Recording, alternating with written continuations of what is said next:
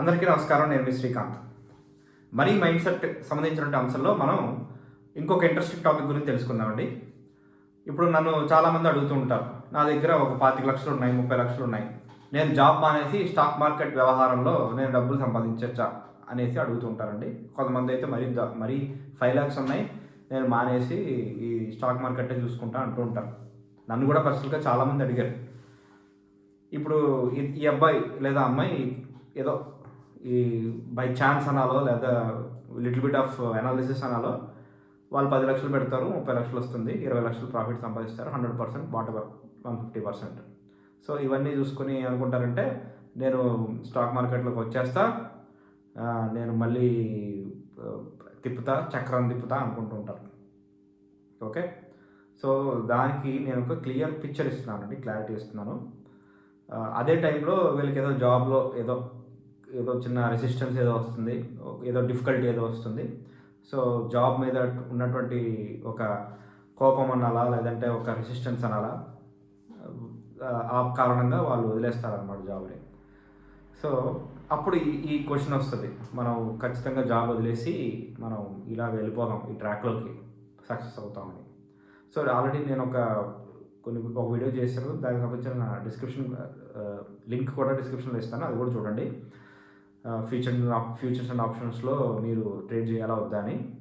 So అదేవిధంగా equity trading అయినా సరే మీకు 20 lakhs, 30 lakhs, 50 lakhs అనుకుందాం, ఓకే, అయినా సరే 1 crore అయినా సరే, మీ దగ్గర 1 crore ఉన్నా సరే, నేను ఈక్విటీ ట్రేడింగ్ చేసి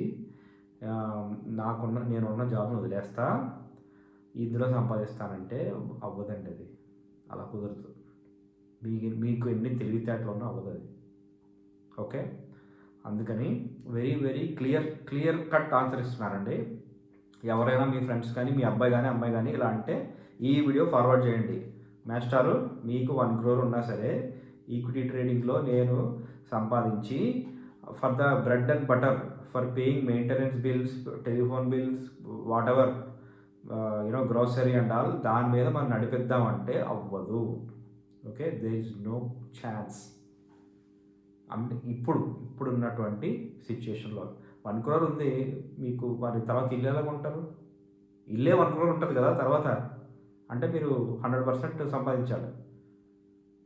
మరి ఈలోగా మీకు ఈ ఖర్చులు, ఒకవేళ మీకు పెళ్లి కాకపోతే పెళ్లి ఖర్చులు, కారు, ఒకవేళ మార్కెట్ ఒక 20% బేరిష్, ఒక 2 years బేరిష్నెస్లో ఉంటే మార్కెట్, ఓకే, చూడండి స్టాక్ మార్కెట్లో ఒక్కొక్కసారి బుల్లిష్లో ఉన్నా సరే మనం సంపాదించలేదు డబ్బు. So it will run as per cycles, it's own market segment different సైకిల్స్లో రన్ అవుతుంది. సో అది ఇప్పుడు ఏంటంటే ఈ ఆస్పెక్ట్లో సక్సెస్ అయిన వాళ్ళు మనం చూసి ఏమనుకుంటామంటే మనం కూడా చేయొచ్చు అనేసి అనుకుంటాం అన్నమాట. ఇప్పుడు సక్సెస్ అయిన వాళ్ళు చాలామంది ఉన్నారు, నాకు కూడా తెలిసి పర్సనల్గా చాలామంది ఉన్నారు. Okay, but you have to understand one thing, what works for some person is very unique for him. Okay, వారికి ఉన్న సిచ్యుయేషన్స్, ఎందుకంటే అది చెప్పరు కదా, మీకు తెలీదు.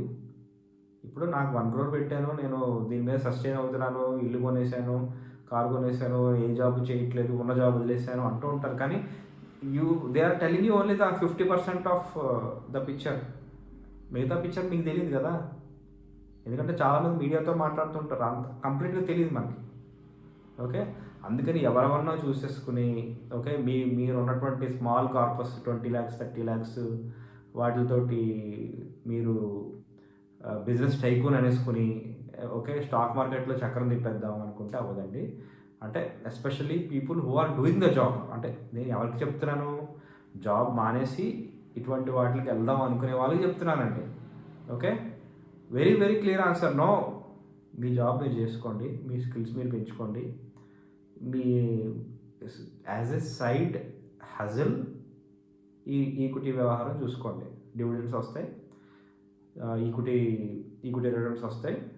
You take those returns consistently, you take a moderate risk, invest in fundamentally strong companies or mid cap or a small cap, distribute me capital మొత్తం distribute చేసుకోండి ఈ మూడు సెక్షన్స్లో. ఎస్పెషల్లీ కొంతమంది అయితే మైక్రో క్యాప్లో పెట్టుకుంటారు. నేనైతే కొన్ని మైక్రో క్యాప్లో కూడా నేను ఇన్వెస్ట్ చేస్తూ ఉంటాను. సో ఇలాగా మీకు అంతగా అగ్రెసివ్గా మీరు వెళ్ళాలనుకుంటే ఇలాగా micro cap, small cap, mid cap, large cap, ఈ 4 డివిడెండ్ పేయింగ్ స్టాక్స్, ఈ 5 కేటగిరీస్లో డిస్ట్రిబ్యూట్ చేసుకుని మీరు బండి నడిపించుకోండి. అంతేగాని నేను జాబ్ వదిలేస్తా, ఓకే, ఈ 30 లక్షలని 3 కోట్లు చేస్తా, ఈ 3 కోట్లని 10 కోట్లు చేస్తా, ఆ బుక్ చదివాను, ఈ బుక్ చదివాను, ఇలాంటివన్నీ వద్దండి. ఓకే, క్లారిటీ వచ్చిందని అనుకుంటున్నాను. ఎవరైతే ఇలా అంటారో వాళ్ళకి ఫార్వర్డ్ చేయండి, లేకపోతే కమెంట్స్ కూడా చేయండి. నేను ఖచ్చితంగా రిప్లై ఇస్తాను. Thank you so much.